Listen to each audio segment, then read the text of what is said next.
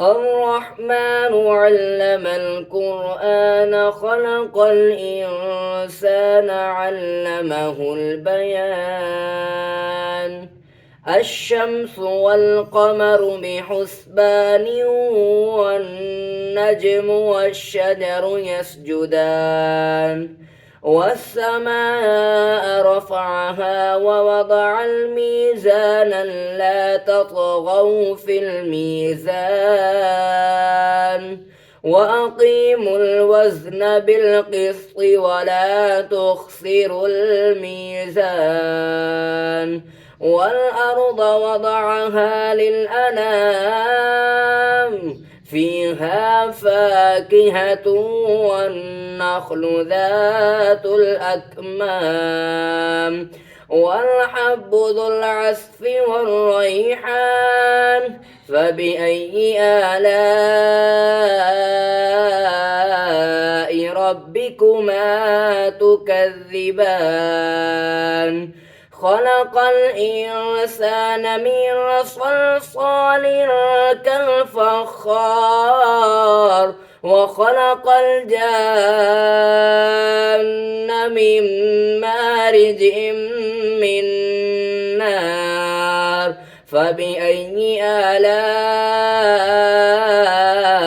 ربكما تكذبان رب المشرقين ورب المغربين فبأي آلاء ربكما تكذبان مرج البحرين يلتقيان بينهما برزخ لا يبغيان فبأي آلاء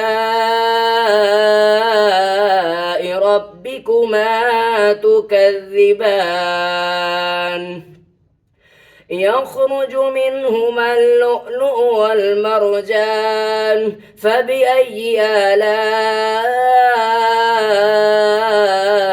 ربكما تكذبان